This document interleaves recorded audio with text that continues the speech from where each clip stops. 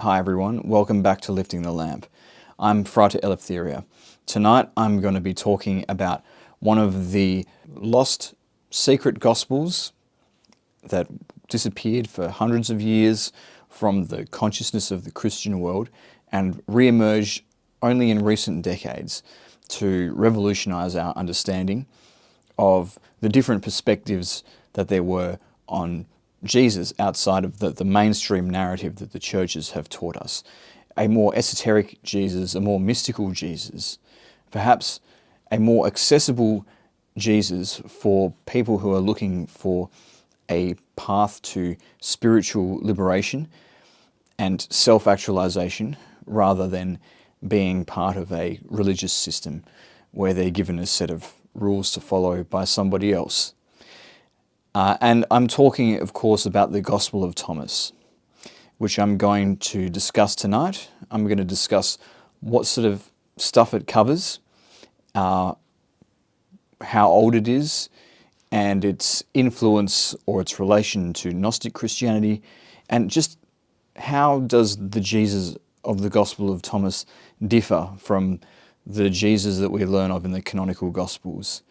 And how does this all link back to the Western esoteric tradition? So the Gospel of Thomas has been around pretty much as long as the canonical Gospels have, but the Gospel of Thomas, the text of that, only resurfaced again in the 1940s with the discovery of the Nag Hammadi texts by some Egyptian Bedouins who found these vases in the desert filled with these scrolls, which turned out to be very valuable indeed.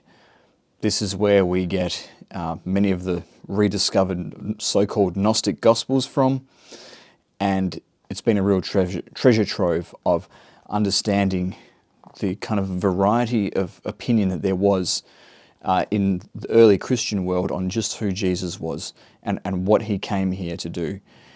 And for many people, it has been a refreshing kind of a different perspective to the mainstream view, which to many people is unsatisfying and doesn't really answer all of the questions that they have about this man Jesus. It gives them a story which seems inconsistent or doesn't make sense. So these Gnostic Gospels give a very interesting and different perspective on Jesus. And some would even say that the Jesus of the Gnostic Gospels, or pre-Gnostic, depending on how you want to define it, actually makes more sense than the canonical Gospel view of Jesus. So of course now, in the 2020s, the Gospel of Thomas is readily accessible. It's been published in various different places. This is the book that I usually refer to when I'm reading the Gospel of Thomas. It's a collection of a few of the more prominent Gnostic Gospels, so-called. I think today's scholarship doesn't necessarily classify Thomas as a Gnostic Gospel per se, but I'll get into that later in the video. But certainly related to this kind of esoteric alternative view of Christ that was emerging in the early church but later got crushed. So what does the Gospel of Thomas teach? How is it different from the canonical Gospels? And why is there so much controversy around the contents of the Gospel of Thomas? The first thing you need to understand about the Gospel of Thomas is the format that it is in. It is basically a collection of the sayings of Jesus.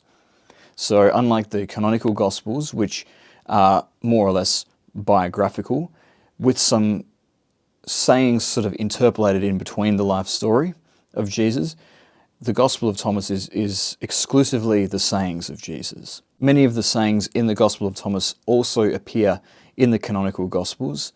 However, there are some passages in the Gospel of Thomas which are completely different to the canonical Gospels, and in fact give a completely different teaching on Jesus to what we are used to in the canonical Gospels. So some of the things that the Gospel of Thomas touches upon include who the rightful leader of the church is. The Gospel of Thomas acknowledges James the Just as the rightful successor of Jesus rather than the Apostle Peter.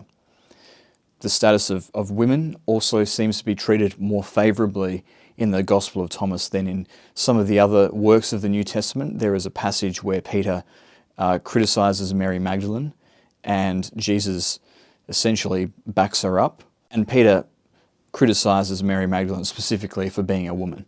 The Gospel of Thomas, in its opening lines, claims to be presenting secret teachings of Jesus that perhaps weren't given to all of Jesus' followers, but because of their mystical or esoteric nature, were only given to people who would understand them. And whereas in the canonical Gospels there is a lot of a focus on the kingdom of heaven to come, the Gospel of Thomas is one of those Gospels that situates the kingdom of heaven very much in the present, as something we can access as a sort of transcendent reality here and now. And it also looks, rather than looking forward in time to the end, it almost looks back to the beginning. And much the same as the Gospel of John sort of opens with the beginning of the very universe itself, and the way that the Logos brought forth everything else in existence. Thomas looks to that primordial divine creative force which Christ represents, and by looking to Christ we are sort of looking back to that divine primordial source in the heavens and trying to return to it. And the other big theme of the Gospel of Thomas that differs from the canonical Gospels, as I've touched upon already, is the mystical nature of this Gospel. So we have a very different Christology in the Gospel of Thomas. We have a very different soteriology, whereby the path to salvation is not through faith in Jesus and his sacrifice or his identity with the Father or whatever, and just having faith in that individual is enough to get saved, but rather the way that Jesus saves is by showing us, demonstrating the way to ascend back to the Father through a spiritual process of ascension. And the way that we are saved is by living according to his example and following in his footsteps, so that we too go through the same process of ascension back to the Father, back to the highest levels of the divine that Christ himself went through. And so it is the teachings of Christ that are the thing that saves us. And some similar ideas appear in the Gospel of John, but what's different with John is that it sort of puts Jesus on a pedestal as like the incarnation of God, the image of the divine in the physical world, and to the exclusion of all others. And so we can only look to God by vicariously through Jesus, looking to him as that image of the divine, of the perfect human being. Whereas in Thomas, we have a view where each individual contains the divine spark. Each individual has the potential to become an image, an embodiment of the divine, the same way that Jesus was. And so the goal is to become like Jesus, to become a son or a daughter of God in our own right, through our own spiritual process of ascension. Jesus said, "Whoever drinks from my mouth will be like me, and I shall be that person, and what is hidden will be revealed to that one."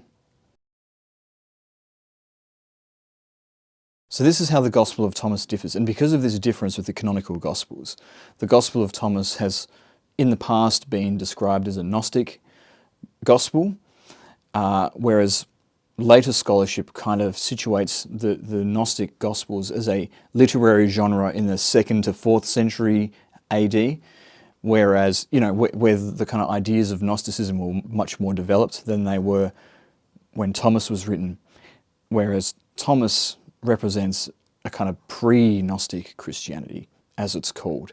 But many of the core ideas that made their way into Gnosticism can be found in the Gospel of Thomas, namely that mystical, esoteric understanding of Christ, and this process of ascension that I just outlined. And the Gnostic Gospels would elaborate on this with invocations and sigils and a specific map of the levels of the archons that you need to ascend back through etc., etc., specific repentances that must be made, etc. But the kind of basis of it can be found in Thomas. But of course, this Gospel of Thomas was not accepted by the church as part of the church canon as one of the Gospels that made its way into the New Testament. And there's a lot of debate and discussion as to why Thomas wasn't included. So there have been questions about its authenticity as, a genuine account, a genuine testimony of what Jesus taught in the first century of the Common Era. Part of this has to do with the dating of Thomas.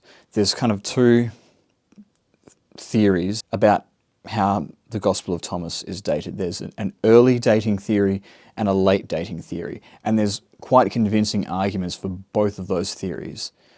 So for the early dating of Thomas, we see, first of all, the format of the Gospel that I mentioned as a list of the sayings of Jesus. This is very much in keeping with what the oldest forms of the Gospel looked like.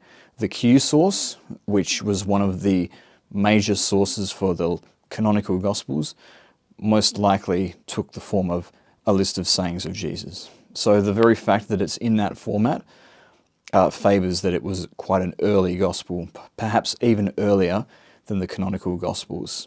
Another thing that suggests that the Gospel of Thomas is quite early is that there appears to be a kind of a dialogue happening between the Gospel of Thomas over here and the Gospel of John over here. Almost like a rivalry in terms of their account of Jesus. And the Gospel of John, which is accepted as relatively early enough to be considered canon and to be considered an accurate account. John appears to be responding to Thomas, which would suggest that Thomas is even earlier than John. And this is a theory that Elaine Padgels in particular has promoted a lot. But specifically, if we look within the story of John, that's where we get a really strong emphasis on a resurrection story about Jesus, where Jesus physically comes back, and the story of the doubting Thomas is embedded in there, where Thomas is kind of humbled, for denying the physical resurrection of the Christ as he touches the wound. And so this was kind of like the writer of John trying to discredit and try and make a point against the Thomasine Christians who didn't believe in a physical resurrection. And by making Thomas a doubter and a skeptic, that it was kind of like a rebuttal to the Thomasine claim to have a special kind of a knowledge. They turned the Thomasine position of one of having special knowledge into a kind of intellectually arrogant figure who doubted the physical resurrection of Jesus. In terms of the theory that the Gospel of Thomas was published later, even much later than the canonical Gospels, there is the point that many parts of the Gospel of Thomas seem to reflect an understanding of the Gospel narrative, including the terminology used, that only really came about after the other canonical Gospels had been published, and even after there had been potentially some attempts to harmonise them, which all favours a later view. So there's good arguments for both. What do I think the case is? Well, I think that there is a core of the Gospel of Thomas which is quite early, can be given an early dating, but I think it was probably modified over time, or at least when pen was finally put to paper for the Thomasine version of the Jesus story, it had been quite modified, which accounts for some of the kind of parts of the Gospel which seem like they are quite late compared to the canonical Gospels. So that's what I would say about that. But there's definitely an inner core there, particularly the points that John was rebutting. And it's really related to that mystical or esoteric view of Jesus that Thomas puts forth. And obviously the early church fathers agreed with John They rejected the Gospel of Thomas. You look at Eusebius, for example, from the 4th century of the Common Era, rejected the Gospel of Thomas outright. And so, of course, when it came to the editing of the Bible, the selection of the books that would make it into the Bible, Thomas just didn't make the cut. But what was the church's reason for rejecting the Gospel of Thomas? I would really argue that when you get down to the bare bones of it, it's because there was kind of a orthodoxy. I'm going to talk a lot about Orthodox Christianity in this video. When I say that, I'm not talking about the Eastern Orthodox Church, but I'm talking about the sort of the agreed Christian narrative that came about through Pauline Christianity, which evolved into Nicene Christianity, the Orthodox form of Christianity that we have today. So you've got this Orthodox Christianity, and that is very much the standard that the Church Fathers wanted to enforce. And Thomas seemed very Gnostic in comparison, and therefore was rejected on that basis for not fitting within the Orthodox account. And there's an assumption there that the Orthodox account is the most true, which I think is an assumption, because if you look at the canonical Gospels, they're all highly dependent on the writings of St. Paul, which came before the Gospels, the canonical Gospels. And of course, Paul was never an eyewitness to the life of Christ. He had visions which he says gave him more information about Jesus and his life and mission, and we're supposed to just take him on his word. And that formed the basis of the Orthodox Christian doctrine. A lot of stuff made its way in to that which seems to look more like Greek or Roman paganism rather than any kind of Jewish type of religion, which the early followers of Christ undoubtedly would have been following. So I don't necessarily think that the Orthodox position is the right one, just because the majority of Christians accept that it is, doesn't necessarily mean it's true. And I'm not trying to say that just because there was this Hellenistic influence on Pauline Christianity that somehow discredits Pauline Christianity and everything that developed out of it, because the history of religion is a history of syncretism, including monotheistic religion.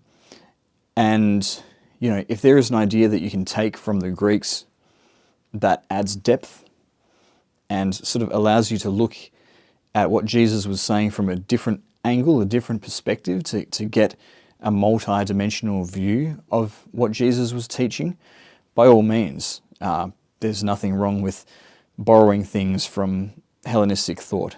But it becomes a problem when you borrow things which so radically deviate from what first century Jews would have been familiar with, that it completely changes the meaning of the belief system into something it was never intended to be. Gnosticism and pre-Gnosticism obviously seems to be influenced by some Hellenic ideas as well. Whether or not the way that they have been built into the Gnostic and pre-Gnostic belief systems and whether that works and it gels with what Jesus was originally teaching is a matter of debate. I personally think that it does work, but other people's views may differ. But I think that the Gnostic view, or at least the pre-Gnostic view of Christ and Christianity, was at least as old as Paul's Christianity. It didn't just come about as a sort of fan fiction that only came later in the 2nd to 4th centuries of the Common Era.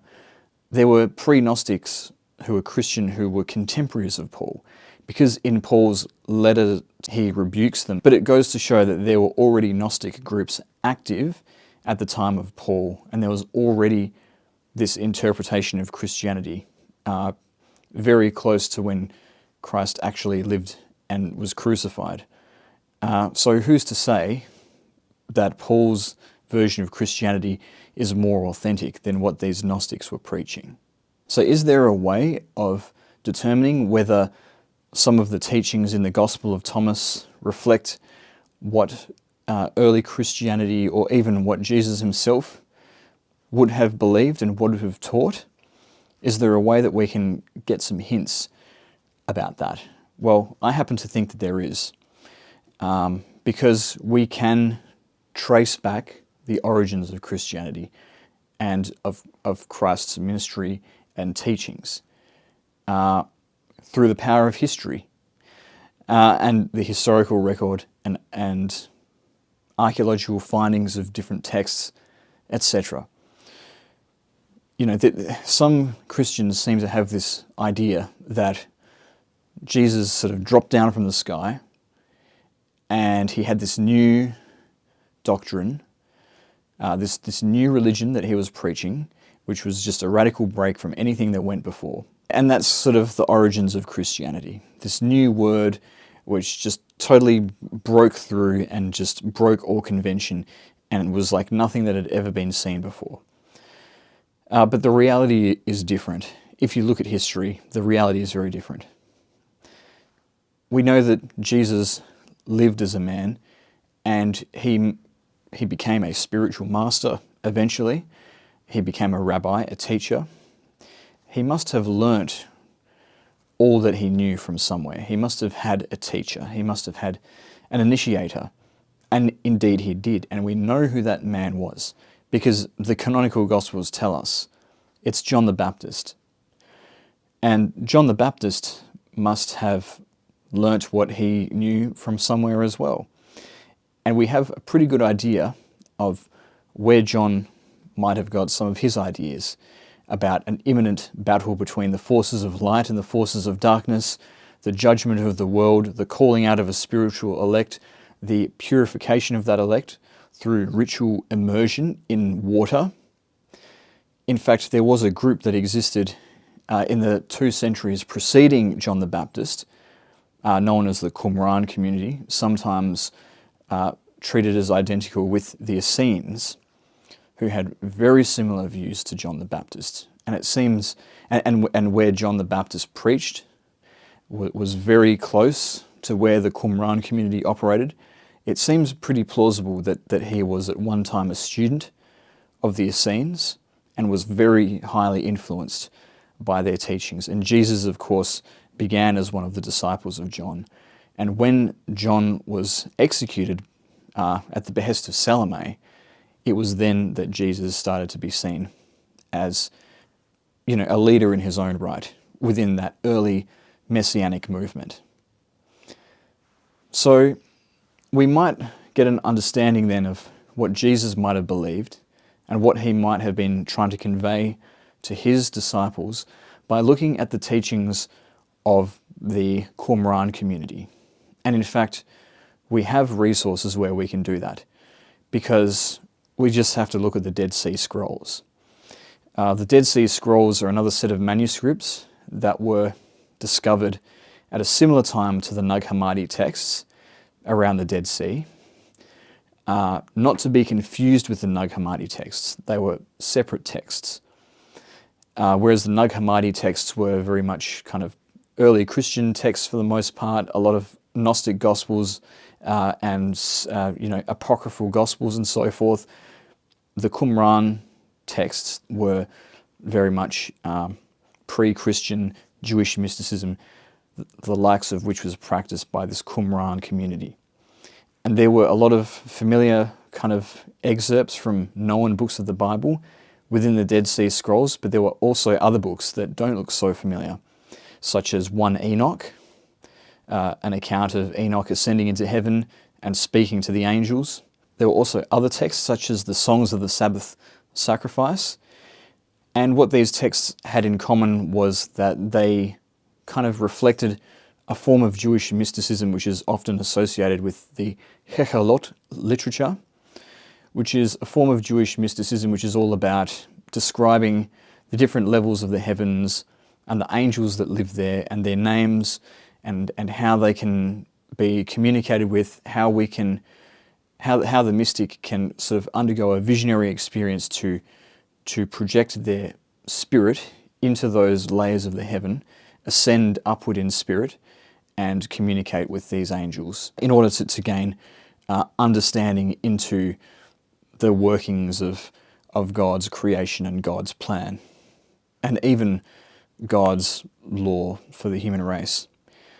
So that is what these Essenes, or if you like, simply members of the Qumran community, were practicing, among all of the other things that I mentioned before, which John the Baptist picked up.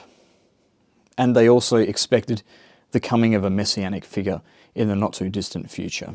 But I think it's interesting here, the connection to that older Jewish mysticism that is associated with the Hechelot literature, that is associated with a visionary process and a mystical process of ascent back to the heavens in order to undergo some kind of a spiritual transformation. And you might even look at the story of Enoch as set out in 1 Enoch as almost like a prefiguring of what happened in the story of Christ, because we have a prophet, a great prophet from antediluvian times, who ascended into heaven, was so spiritually accomplished that he was caught up into heaven. So perhaps Jesus took his inspiration from Enoch as he sought to ascend to heaven, to be seated with the Father, and encouraged his followers to do the same. But there are other reasons why I think the Gospel of Thomas potentially shows more signs of authenticity and historicity than do even the canonical Gospels. And one of those is the role of James according to the Thomasine literature. James is acknowledged as the leader of the church, which does seem to have actually been the case, but the early church fathers, because they were the successors of the Petrine line of succession of the Apostle Peter, tried to sort of gloss over this fact. And I've spoken about that in my video on the work of James Tabor in this playlist if you're interested. But all of this begs the question, if the Gospel of Thomas was a legitimate account, a legitimate testimony of another aspect of Christ's teachings, which should be treated with the same respect as the 4 canonical Gospels, why did the early church suppress it? And there's, no one really knows. We can only speculate, but there's a couple of potential answers to that question, I think. One is that, of course, by acknowledging James, it undermines the authority of the church because they derive their authority from Peter. And of course, it doesn't paint a very flattering picture of Peter, the misogynist and the kind of ignoramus who rejects Mary Magdalene. It's very discrediting for him being anyone worthy of being Christ's successor. So there's potentially that reason for why the Gospel of Thomas was rejected. Another reason might simply be because it's about power and control. By the time the canonical Gospels were settled upon and the contents of the Bible were settled upon, the Orthodox Christian Church had very much become an institution. It had become part of the establishment even. Any interpretation of the faith would need to be one that continued to derogate to authority figures and preserved the status of the religious class as the gatekeepers of access to God, of access to God's blessings. Whereas Thomas's gospel totally shatters that authority. It shatters that system and allows the individual to be able to go directly to Christ, directly to God, and even become like Christ. And that was something that was in itself very threatening to the power of the church. But one thing is for certain, reading the Gospel of Thomas and studying the Gospel of Thomas creates a very radically different understanding of spiritual salvation and what that means and the way that we might be able to achieve that and the extent to which we might be able to achieve that.